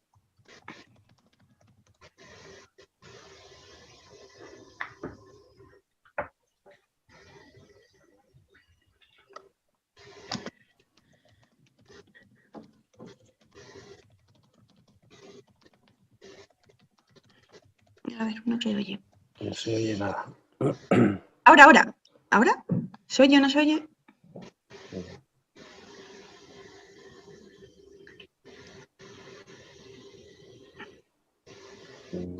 Tiene el micrófono apagado. A ver. José, abre el micrófono, por favor. José Benito, el micrófono. Es que no se oye nada. Y el audio. ¿Se oye ahora? Ahora. Perfectamente. Ahora se me oye, ¿no? Sí, ahora. Y ahora sí, ¿no? Bueno, solo dos cuestiones. Yo soy representante, bueno, primero, estoy jubilado ya. Soy gestor procesal y administrativo de la Administración de Justicia, he trabajado en juzgado de instrucción, mi último destino ha sido el Tribunal Constitucional, en la Sala Segunda, y soy vocal de la Junta Directiva del Sindicato, de la Asociación Sindical Justicia y Progreso. Desde el punto de vista, me interesa mucho la reforma desde el punto de vista de la oficina judicial y de los trabajadores que tienen que cubrir la misma. En principio, hacer una puntualización, y es que el homenaje a Alonso Martínez hay que seguir manteniéndolo, porque una ley de 1882 que siga vigente hoy en día con las sucesivas reformas no es para poner un monumento, sino es para ponerle, yo qué sé, el nombre de una ciudad completa, Alonso Martínez. Es una ley muy bien hecha en su momento, pero de 1882. El tema del cambio del sistema judicial penal, el sistema procesal judicial español, se viene llevando, yo vengo oyendo en mi oficina, en mi trabajo, en mis condiciones, pues casi de siempre. Desde siempre. En el trabajo en el juzgado de instrucción, en el que yo he trabajado durante muchísimo tiempo, colaborando con el juez, con el fiscal, la figura del juez instructor, que tiene todos sus méritos y que desde luego no es inconstitucional, aunque incluso, como ha dicho el profesor, el juez instructor francés que es una copia, lo copiamos en el sistema español. El juez de instrucción francés ha sido puesto también en entredicho por el sistema legal en la Comisión Europea. En su momento hubo un trabajo que también se ponía, aunque sigue funcionando, y me parece que es absolutamente garantista. Todos los jueces y todos los tribunales son absolutamente garantistas y desde luego no hay ningún reproche constitucional a su trabajo y a su función. Pero sí ha existido un problema que por lo menos desde el punto de vista práctico hemos detectado. Nosotros llegamos, pues el juez está instruye una causa, practica todas las diligencias habidas y por haber, que normalmente revisa el fiscal también pide las suyas, como puede pedir la defensa, pero el juez es el que realmente está impulsando la instrucción. Llega un momento en que ya ha considerado que las diligencias de investigación son las necesarias que tiene que practicar el juez y dicta un auto que es el auto de procedimiento abreviado. El auto de procedimiento abreviado se da trasladado al fiscal y mira por dónde el fiscal vuelve a poner diligencias. Eso es frustrante desde el punto de vista de la oficina judicial, en que cuando el juez ha acordado todo lo que considera que debe acordar, resulta que luego el fiscal pide diligencias. Pero claro, el fiscal también tiene razón. El fiscal tiene toda la razón, porque el fiscal, yo concretamente hablando con el fiscal de mi juzgado en su momento, me decía lo siguiente, dice, bueno, es que el que luego tiene que defender esto en el plenario soy yo. Dice, si a mí me faltan flecos, ¿quién lo defiende en el plenario? Pues por eso, y por esa razón, y desde el punto de vista práctico, conforme a la actual ley, yo personalmente considero que es absolutamente necesaria la reforma, de la que se viene hablando desde el año 2011, la primera anteproyecto de ley, que no es de reforma de ley, no, es anteproyecto de una nueva ley de enjuiciamiento criminal. Y hoy en día, luego se cambió por el famoso Código Procesal Penal, que tampoco ha llegado a efecto, y esto, estamos hablando de 2011, estamos en 2021. 2021. Yo personalmente no sé si es el momento, no sé si es el tiempo, no sé si es el lugar, no sé si las circunstancias lo acompañan, pero que hay que hacer una reforma, no una reforma, que hay que hacer una ley de enjuiciamiento criminal nueva, es evidente. ¿Cuál es el problema? Que no puede hacerse sola y única y exclusivamente una reforma de la ley de enjuiciamiento criminal. Hay que hacer una reforma de la ley de planta, del Consejo General del Poder Judicial, de un montón de leyes que acompañan, y entre ellas, lo que más me importa y lo que más me afecta, el sistema de la oficina judicial. De hecho, hay un proyecto, también un anteproyecto, que quiere modificar la ley orgánica para incorporar los llamados tribunales de instancia, etcétera. Una reforma muy importante que sí, que es necesaria, pero que hay que acometerla con muchísimo cuidado y con muchísimo rigor. Yo creo que se tiene que empezar en algún momento. Ahora no es posible, pues no sé por qué, pero hay que seguir poniendo caminos y haciendo cosas para que esa ley de una vez por todas pueda llegar a funcionar y que se adapte a los nuevos tiempos, que de alguna manera yo creo que desde Europa también se nos pone, ¿eh? El tema del fiscal europeo de alguna manera viene a condicionar también esas cosas. Hay una serie de investigaciones, como decía la fiscal, Silvia creo que se llama, ¿no? Perdóname. Como decía la fiscal, pues es verdad, el fiscal europeo tiene unos cometidos muy concretos, pues se trata de delitos de carácter económico a nivel europeo, exactamente.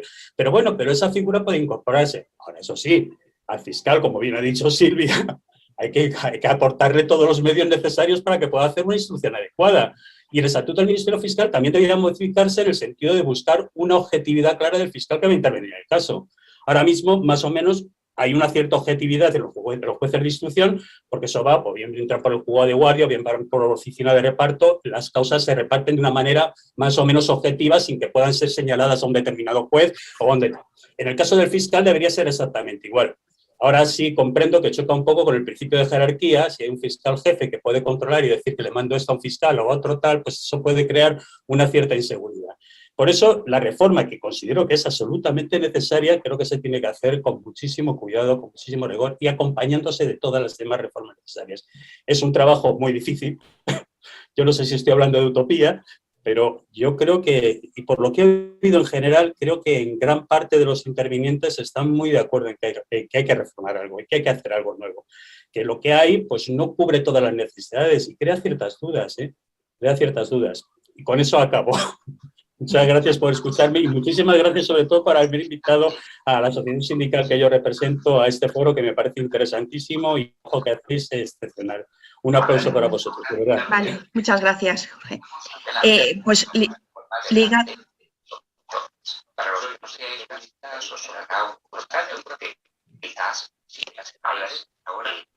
A ver. No oigo. Sí. No sé si era Jesús, vale. Que ligado a lo que comentabas sobre las reformas que son necesarias, que tendría que introducirse en la ley de enjuiciamiento criminal, si nos podríais comentar cada uno cuáles consideréis que serían necesarias, ya sea a nivel estructural, a nivel organizativo, sobre modificación de las fases del procedimiento. Habías apuntado, María, antes sobre el tema de la ejecución, que te parecía interesante que se regulase específicamente.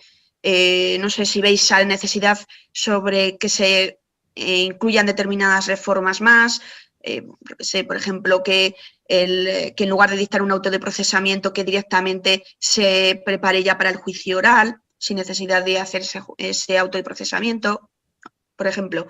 Reformas que consideréis que sean necesarias. Fernando. Mira, sí, bueno, yo hay un tema que ha comentado antes la compañera, que es verdad que es un poco llamativo, ¿no? El tema de las comparecencias, que se prevén tanto en las preliminares como en la fase de ejecución. Pero yo sí que ya aquí quería un poco traer a colación algunas experiencias que algunos órganos de enjuiciamiento en algún momento hicimos sobre este particular.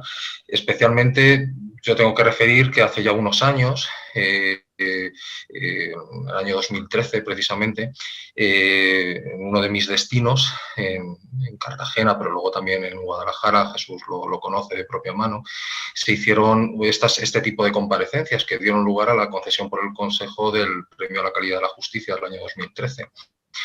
Invito pues, a que se vean, por ejemplo, los resultados que se obtuvieron con estas comparecencias, mucho más garantistas. Salimos del papel y además se evitan muchos recursos. Por ejemplo, en el ámbito de los juzgados, fuimos 3 juzgados de lo penal en Cartagena los que implementamos este proyecto piloto y se rebajaba la pendencia en las ejecutorias más de un 50% en año y medio. Y se rebajó la pendencia en señalamientos con estas comparecencias preliminares porque se evitaban muchísimas suspensiones y sobre todo se podían resolver muchísimas cuestiones incidentales.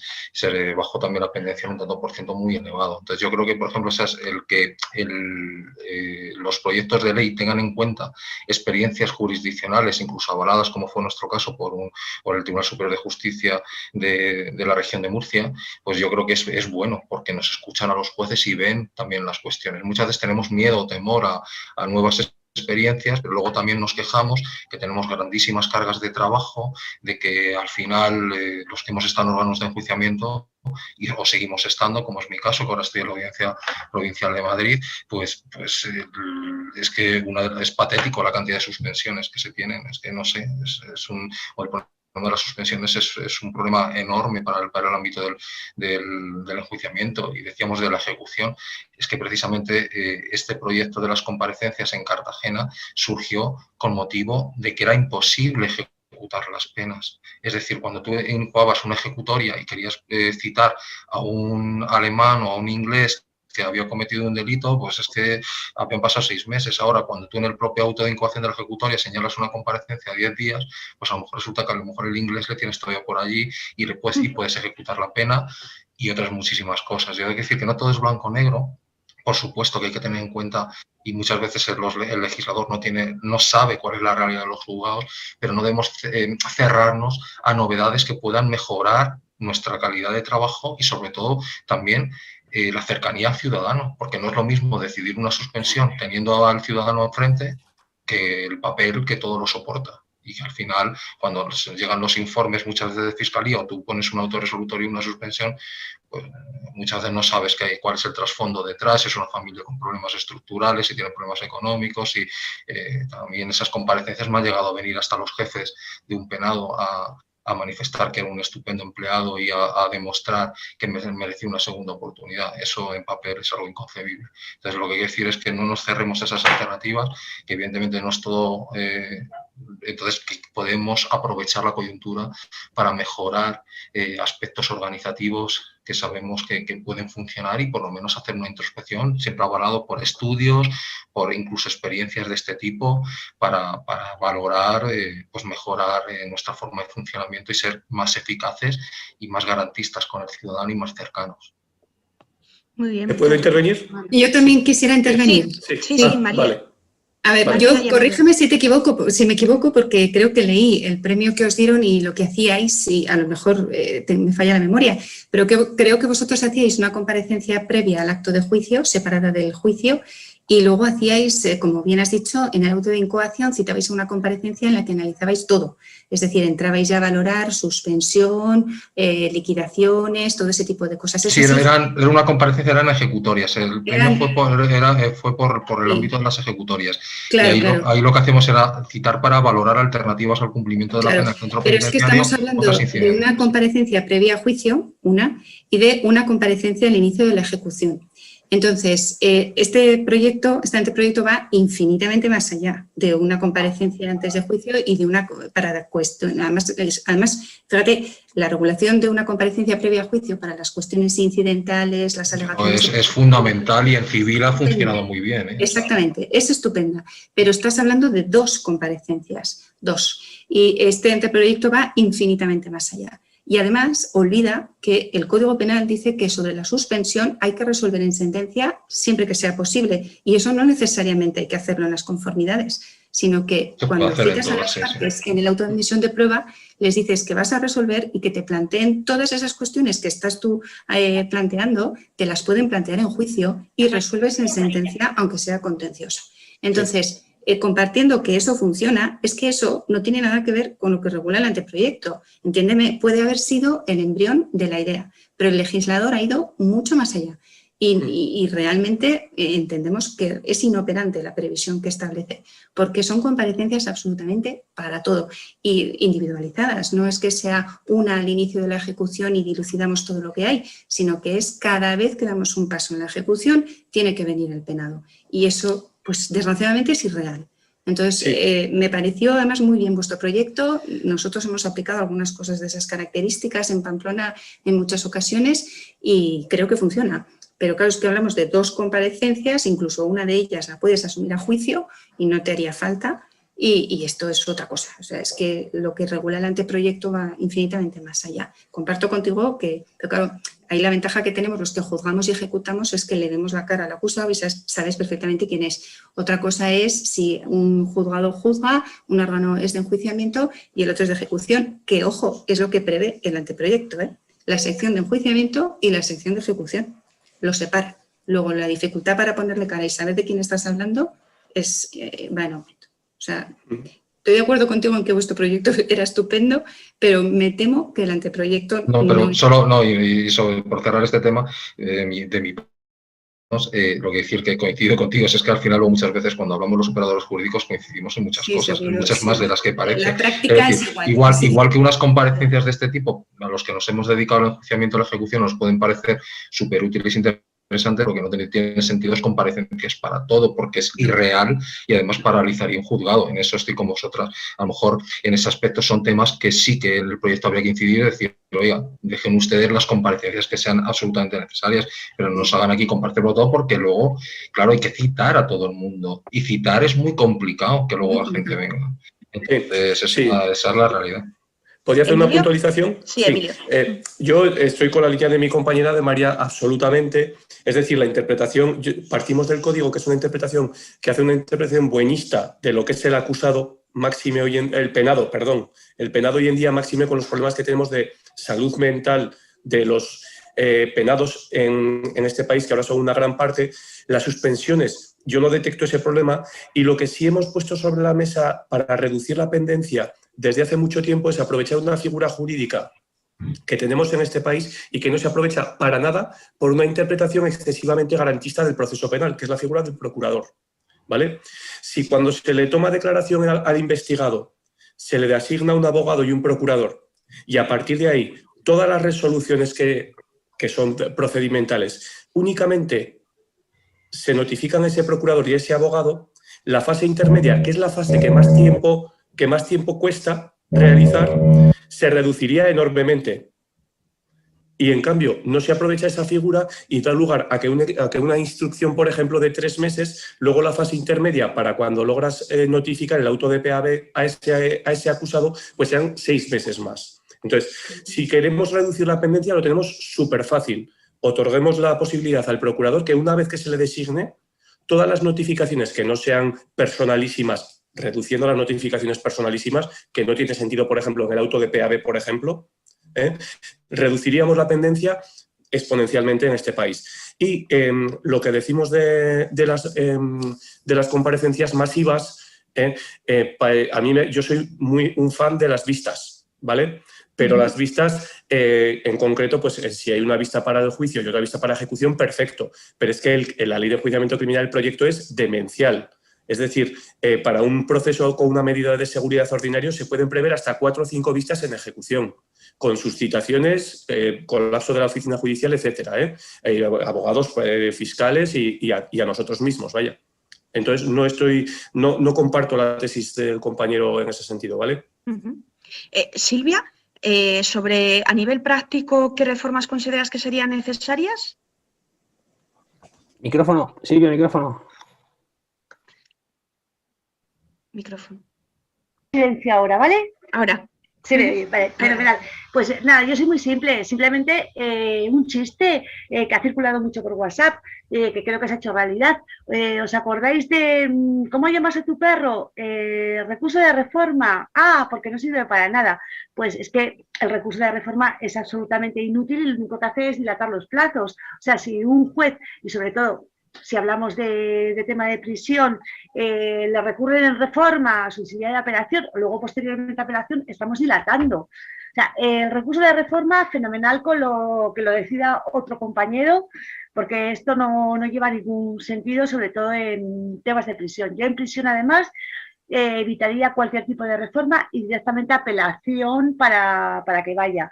Y sobre todo cuando haya menores. O sea, víctimas, tenemos una jurisdicción de reforma y de protección de menores, pero no tenemos una jurisdicción propia de menores cuando la tenemos en violencia sobre la mujer. Y es que las mujeres, pues bueno, pues somos mayores de edad, somos capaces y los menores son mucho más desvalidos, el menor víctima.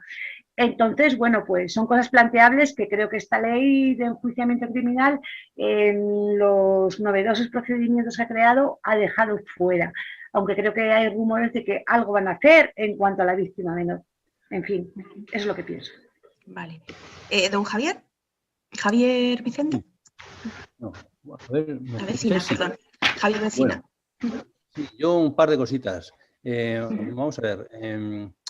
Quizá la primera, que a mí me preocupan y creo que son muy importantes a tener en cuenta, yo creo que primero es el control judicial de la actuación del Ministerio Fiscal. Quiero decir que esa es la pieza clave del sistema. Creo que hay que tener muy claro, lo digo porque al leer la ley de enjuiciamiento criminal, el anteproyecto, pues hay determinadas veces que no queda muy claro y por lo tanto, y la lectura siempre hay que hacerla en esta línea, creo, que es la que yo voy a decir ahora, y es que como el Ministerio Fiscal no es un órgano independiente, no es imparcial, pero no es independiente, pues no puede desempeñar, como sabemos, la potestad jurisdiccional ni tener la última palabra en nada. Por lo tanto, todo debe de ser, cualquier decisión, debe ser susceptible de ser recurrida ante el juez, que corresponda en cada caso, ante un tribunal, y no solo las decisiones que tome, sino que lo que creo más importante, las que no tome. Es decir, la inactividad del Ministerio Fiscal, igual que la inactividad de la Administración Pública Residenciable ante la jurisdicción contenciosa administrativa, y no solo las disposiciones y los actos administrativos, también la inactividad cuando viene obligado a ello, en aquellos casos en los que el fiscal viene obligado a actuar por mandato de la ley, por ejemplo, a iniciar el proceso penal, porque hay unos hechos claramente delictivos o hay una noticia criminis.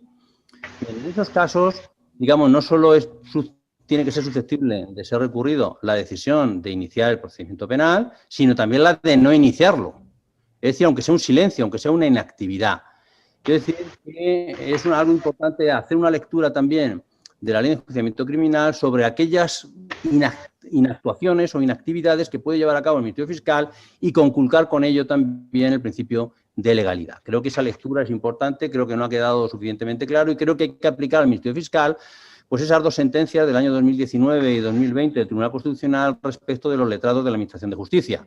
Por lo tanto, no puede haber ámbitos de inmunidad, ámbitos de actuación del letrado de la Administración de Justicia, ni puede haberlo ahora del fiscal, inmunes a la jurisdicción. Creo que eso es una lectura que hay que hacer y que creo que respecto de la inactividad no queda muy claro en la Ley de Enjuiciamiento Criminal. ¿Cuál es la actuación que se puede tener respecto a la inactividad del Ministerio Fiscal en el ejercicio de sus potestades, que serían administrativas, porque estamos diciendo que esa actuación investigadora es administrativa, ¿no? Bueno, pues esa, digamos que deberíamos tratarlo, aunque residenciándolo evidentemente en esta jurisdicción, pero como si fuera una administración, y por tanto, todas las actuaciones que son residenciables ante la jurisdicción contenciosa administrativa, tratar igual al Ministerio Fiscal.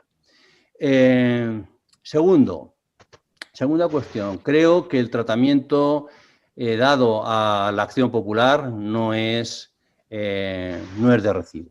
Creo que denostar algo patrio, que somos muy dados a eso los españoles, es decir, una institución porque no está en Europa. Claro, es que fíjense, si no estuviera en Europa, tampoco tendríamos que tener, por no estar en Europa o no haberlo estado de origen, por ejemplo, la casación sin reenvío que tenemos. Aquí a nosotros nos parece muy bien que el órgano judicial del Tribunal Supremo, cuando casa una sentencia, se pronuncie sobre el fondo, ¿no? Cuando es por motivo de fondo. Preferiríamos que se reenviara como en la casación francesa o como en la casación italiana y tardáramos otros 3 o 4 años en dictar sentencia y que volviera otra vez al subir a la sala de lo penal del Tribunal Supremo. Quiero decir que tenemos instituciones patrias que nos copian ellos. Es decir, por ejemplo, la casación sin reenvío es algo que es una institución española que han copiado Italia y ha copiado Francia. Bien. Por ejemplo, por poner un ejemplo. En la acción popular debería pasar algo absolutamente igual. Quiero decir, es un instrumento esencial del control del poder. Yo creo que es que, no sé si a lo mejor de mis palabras se lo han podido intuir, pero a mí lo que me preocupa no es que el fiscal instruya, a mí lo que me preocupa es la indemnidad o la inmunidad del poder. Es decir, ¿qué es lo que busca?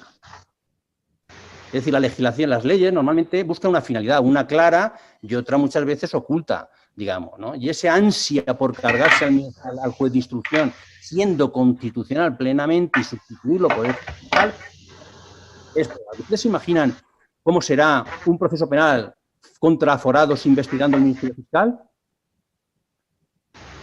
Bueno, pues no hay más preguntas. Bien, entonces quiero decir, la última quizá que me gustaría hacer una breve alusión es a la casación, al tratamiento que se ha dado a la casación, ¿no? La casación penal. Creo que el legislador en este caso, que ha sido muy técnico y que, en fin, en general, aquí no tiene ni idea. Quiero decir que aquí ha incurrido en un error grave de bulto por no saber qué es eso de la casación por interés casacional y por qué se introduce. Yo lo sé porque fui el artífice, y no fui yo exactamente, sino mi maestro, Vicente Jimeno Sendra. Yo, en su momento, pues hice un libro sobre la casación, y cuando ya estaba terminado hablé con mi maestro, ya tristemente fallecido, y la verdad es que ha sido una gran pérdida para todos. Y bueno, y yo tenía un modelo como el que ahora se quiere instaurar, voy a ser sincero. Es decir, una casación donde desaparecía la casación ordinaria y se sustituía por una casación por interés casacional, pues simplemente. Muy bien, en función de la finalidad que debe buscar la casación y del rol que debe asumir, en este caso la Sala Segunda del Tribunal Supremo, como rol uniformador. Bien, esa es su posición institucional. Pero mi maestro, que era mucho más sabio que yo, me llamó la atención y cuando se lo leyó me dijo: Javier, creo que hay que ser prudentes. Estamos jugándonos la libertad de la gente. Estamos jugando la libertad, sobre todo en los delitos graves de más de 5 años, estamos jugando con 6, 8, 10, 20 años de privación de libertad y, por lo tanto, el derecho al recurso creo que no podemos jugar con él.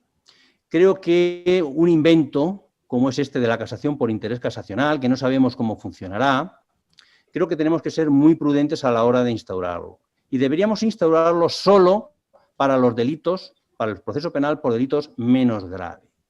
¿De acuerdo? Competencia de los juzgados de lo penal y donde la audiencia provincial es la sala de apelación. Pero para los delitos graves, de más de 5 años de privación de libertad, creo que debemos de dejar la casación ordinaria, que es mucho más amplia, ¿de acuerdo? Que solo por la invocación de la infracción de ley se abre, y ver cómo funciona en los delitos menos graves la casación por interés casacional. Porque si actúa la Sala Segunda del Tribunal Supremo como actúa la Sala Primera del Tribunal Supremo e inadmite el 90% de las casaciones, nos estamos jugando no la propiedad, sino la libertad. La libertad de alguien que ha sido condenado por 10, por 15, por 20 años de privación de libertad y se queda sin recurso de casación porque no encuentra jurisprudencia o un caso similar al suyo, bien en las audiencias provinciales o bien en la doctrina del Tribunal Supremo. Por lo tanto, yo creo que ha pasado muy poco tiempo y esa es la verdadera esencia de por qué hay dos casaciones. Porque estamos probando, y eso fue lo que asumió el legislador. Y no es un error, no es una dicotomía absurda que no responda a nada, es que el legislador no sabe a qué responde. Pero yo sí, y por eso se lo digo a ustedes para que se difunda si lo pueden. Es porque tiene una lógica y no fue mía, como fue de mi maestro. Y quiero decir que cuando Vicente Gimeno pues, dice algo, pues por lo menos hay que tomarlo en serio, creo yo, ¿no? Y por lo menos reflexionar. Y eso, digamos, haberlo tachado así, de absurdo, como algo absurdo en la exposición de motivos, y haber abierto la interés casacional a la casación, donde fuerzas al recurrente a buscar una jurisprudencia contradictoria a la sentencia que recurres, y por lo tanto, en casos similares, si no idénticos, y es muy difícil encontrar dos casos similares e idénticos en el proceso penal. Por lo tanto, mientras que no quede constancia de que en delitos menos graves la Sala de lo Penal no está siendo restrictiva en la admisión, y todavía no somos conocedores de ello, y todavía creo que no hay una base suficiente de experiencia como para poder acreditarlo, no podemos jugar con la vida de los condenados, porque mañana podemos estar cualquiera de nosotros en esa situación. Y nos gustaría tener una casación tan amplia al menos como la casación que han tenido nuestros abuelos y tatarabuelos en un proceso que hoy se tacha de antiguo porque tiene 140 años, pero que a cualquier anglosajón diría que es poco, porque si no la Constitución de 1787 americana sería vieja y le habían dado ya una patada y no han tocado ni una letra siquiera. Quiero decir que a lo que a los europeos nos parece viejo, digamos europeos continentales, a los anglosajones les parece, con aquello del precedente, como algo en valor, ¿no? Y yo creo también que hay que poner en valor lo viejo si es bueno. Es decir, no por ser viejo es malo, necesariamente. Y nada más. Gracias por todo y espero que no haberme extendido demasiado. Muy bien. No sé si queréis añadir alguien alguna cosita más y si no doy ya la palabra a Jesús para que cierre la jornada. ¿Sí? Pues Jesús, todo tuyo. Bueno. Bienvenido. Hola. Antes de nada, disculpad porque me he incorporado tarde. Estaba de guardia, han sido 10 horas seguidas en sala. Y bueno, pues me ha dado mucha pena porque me hacía mucha ilusión el encuentro, pero la verdad es que Elena tiene unas tablas impresionantes y ya lo veo que lo ha hecho estupendamente. Y os doy las gracias a los dos por vuestra participación. A algunos de vosotros os conozco, como a Fernando, a Javier o a Silvia, y me ha encantado oírlos, y a los otros pues los he conocido ahora y ha sido una sorpresa muy agradable. Yo lo que quiero que tengamos en cuenta es que esto es un punto de partida para que intentemos mejorar nuestra normativa procesal. El anteproyecto que tenemos ahora va con una vacatio legis, no lo sé, me parece que son de 5 años o incluso más. Con lo cual lo que está abriendo es un debate para que todos los actores jurídicos, todas las personas interesadas vayan aportando ideas. Algo así como una especie de tormenta colectiva de ideas a nivel nacional. Y vosotros que estáis aquí, pues representáis ese embrión de lo que queremos que sea una aportación de alto nivel científico, de gran profundidad doctrinal. Como ya sabéis, la plataforma ha elaborado un libro verde sobre la investigación criminal, tenemos una encuesta preparada y lo que queremos es llevar a cabo una recogida amplia de opiniones, de informaciones, de sugerencias para hacer un proyecto y una alternativa que pueda completar el texto que ahora mismo se nos ofrece por parte del Gobierno.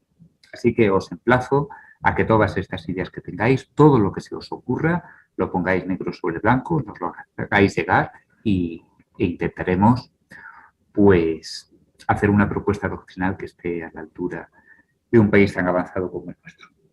Yo he tomado nota aquí de algunas cosas interesantes que se han dicho. Bueno, lo que ha dicho Fernando de la comparecencia, como también ha señalado la compañera, pues es el embrión quizás de otras fórmulas que ahora se están acogiendo de una manera más formalizada. Yo tengo que decir que Fernando pues introdujo allí en Guadalajara muchísimas reformas que agilizaron la tramitación de los procedimientos, que es en buena medida lo que nos interesa. También tengo aquí anotado lo que nos ha dicho el señor funcionario sobre el artículo 780.2. Es muy interesante porque a veces las instrucciones se atascan porque el Ministerio Fiscal pide diligencias que el juez no ha considerado. Esto, sin lugar a dudas, es muy interesante. Habría que considerar a lo mejor la posibilidad de que al cargo de juez instructor no accedieran solamente los jueces nobles, sino también magistrados experimentados que hayan pasado previamente por sala y, por lo tanto, tengan mayor experiencia. Pero a mí quizás lo que más me llama la atención es lo relativo a las comparecencias. Mirad, esto de las comparecencias puede parecer como una extravagancia del legislador y decir, bueno, ¿y esto por qué se le ocurre? El caso es que es un modelo anglosajón. Nosotros tenemos un sistema que se inspira en el proceso romano canónico que se basa en la escritura y en la contradicción mediante los escritos de alegaciones y de contraalegaciones. Pero, sin embargo, en el derecho anglosajón el soporte escrito es mucho menor y se hace todo por comparecencias. ¿Esto es mejor o es peor? Tiene cada sistema sus ventajas y sus inconvenientes. Lo malo es mezclar ambos sin tener claro cuáles son los principios que los inspiran y hacer un monstruo híbrido que tenga lo peor de uno y de otro. Lo que ocurre en el derecho anglosajón es que cuando se hacen las comparecencias, el juez resuelve oralmente y ahí se acaba todo. No hay posteriormente que redactar una resolución escrita, con lo cual el sistema va mucho más rápido. Nosotros ahora, en las posibilidades que tenemos de dictar resoluciones orales, por ejemplo, los juicios de faltas por delitos leves, aunque sustantivamente son delitos leves, el procedimiento sigue siendo de faltas, podemos dictar una sentencia oralmente, in voce, pero luego después hay que redactarlo, por lo cual se alivia muy poco el trabajo. Por tanto, a la hora de elegir un modelo, hemos de ser consecuentes con todas sus consecuencias. Si multiplicamos las comparecencias, pero al mismo tiempo no aligeramos la tramitación escrita, pues entonces lo que vamos a tener es un monstruo de procedimiento. De todas formas, me resulta sumamente atractivo lo que se ha dicho de aprovechar a los procuradores, de que buena parte de las comunicaciones se hagan a través del procurador. Se pierde una enorme cantidad de tiempo con citaciones personales que en muy buena medida pues, serían prescindibles. Y con respecto a lo del sistema de las comparecencias, nótese, es muy importante, que lo que ocurre en derecho anglosajón es que buena parte de las decisiones que se adoptan son inmotivadas. Yo he estado durante un tiempo en el Reino Unido, en un programa de intercambio, trabajando codo a codo con fiscales y con magistrados de ese país, y les puedo decir que llevan una vida mucho mejor que la nuestra, porque ellos sencillamente resuelven, se van a su casa y, como me decía una magistrada, yo era antes abogada, ahora cobro menos de juez, pero sin embargo he descubierto mi vida privada porque tengo las tardes libres y los fines de semana también. Sencillamente resuelven in voce, no motivan y se van a su casa. Claro, este es el sistema que tienen ellos y que nos hemos de preguntar si lo queremos para nosotros. Yo he visto a un jurado dictar un veredicto a 20 años de condena sin elaborar un factum, sin dar una sola palabra de justificación. En el fondo tenemos dos concepciones muy distintas, la anglosajona y la continental. Y la continental se basa en la lógica, en la motivación y en la recurribilidad de los pronunciamientos judiciales. Es el embrión del método científico, eso lo dice un filósofo como Michel Foucault. Sin embargo, en el modelo anglosajón no hay una búsqueda científica de la verdad, hay un juego político, hay una negociación, es un sistema que se parece mucho al procedimiento civil, donde se deja a los libres intereses de las partes la negociación del resultado y donde tiene un importante componente ideológico. La investigación criminal no se concibe aquí como la aséptica búsqueda de la verdad, sino como una forma de hacer política criminal. Por lo tanto, un fiscal investigador no llegará a las mismas conclusiones si es laborista o si es conservador, si es de derechas o si es de izquierdas. Esto es absolutamente fundamental porque el modelo romano canónico que nosotros tenemos concibe la investigación como la búsqueda científica de la verdad y por lo tanto es objetiva, da igual que el que investigue sea de derechas o de izquierdas, sea de una ideología o de otra. Ese es el modelo que nosotros tenemos que definir y que los árboles no nos impidan ver el bosque. Es cierto que podemos mejorar muchísimo y hay una infinidad de detalles y de mejoras técnicas, algunas de las cuales se han puesto sobre la mesa ahora, de las que podemos aprender. Pero a la postre, lo único importante es el modelo ideológico que tengamos. Y aquí en España ha habido quienes han acariciado la idea de una investigación criminal ideologizada para que sea la ejecución de la política criminal del gobierno. Esa es la primera duda que tenemos que resolver. Lo demás ya vendrá por añadidura. Y simplemente quiero decir que la postura que tiene la plataforma, y que repito una y mil veces, pero es que las cosas importantes hay que repetirlas aunque seamos pesados, es que lo importante no es quién investigue, sino jueces o fiscales, sino cómo se investiga. Y la investigación criminal tiene que ser absolutamente imparcial, independiente, inamovible, objetiva y alejada de la política. Si queremos una investigación por el Ministerio Fiscal, pues tendríamos que fijarnos en el modelo italiano o en el modelo portugués, donde son magistrados investigadores. Que se llamen jueces o que se llamen fiscales, se los de menos. Si lo que queremos es insuflar la política de la investigación criminal, entonces tenemos que ir a otro sitio. Pero claro, esto tiene problemas. Tiene problemas, como había dicho don Javier, de inactividad por parte de los órganos investigadores del Estado, que puede haber casos de corrupción o de otra naturaleza que queden impunes. Pero a mí lo que verdaderamente me da miedo es otra cosa, no que queden casos impunes, porque al fin y al cabo estamos en una sociedad donde se supone que impera la libertad y es mejor absolver a un culpable que condenar a un inocente. A mí lo que verdaderamente me preocupa es que la investigación criminal, si tiene alguna conexión con la política o con la ideología, por muy remota que sea, se utilice para perseguir a alguien por motivos ideológicos. Y esto sí que es un grave peligro, algo que debería hacernos reflexionar muy atentamente.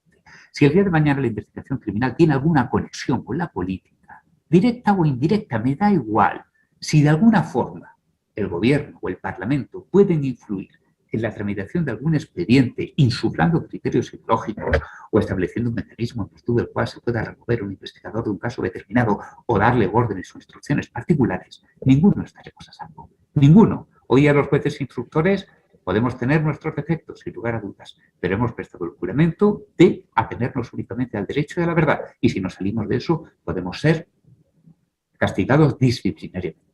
Si el día de mañana tenemos un órgano investigador que obedezca a otros principios en el cual la política o la ideología puedan influir poco o mucho, insisto, me da lo mismo, ustedes que están tan tranquilamente sentados ahora mismo en su casa podrían verse con que de madrugada llama a la puerta a la policía y no sea el lechero y acaben con sus huesos en la cárcel. No lo olviden, la ideología de la investigación criminal es veneno. Una gota de cianuro mata lo mismo que un litro. De esto tenemos que estar tan alejados como si fuera la misma peste, bueno, como si fuera el coronavirus, que es lo que está ahora de moda. Pues nada, pidiéndoles ahorita, dándoles las gracias y disculpándome por no haber estado desde el principio, nos despedimos y hasta la próxima. Gracias. Pues muy Gracias gracias. Muchas gracias. A todos. Gracias. Gracias, Jesús. Muchas gracias. Gracias, Jesús. Hasta luego, compañeras, compañeros. Hasta luego. Adiós. Adiós.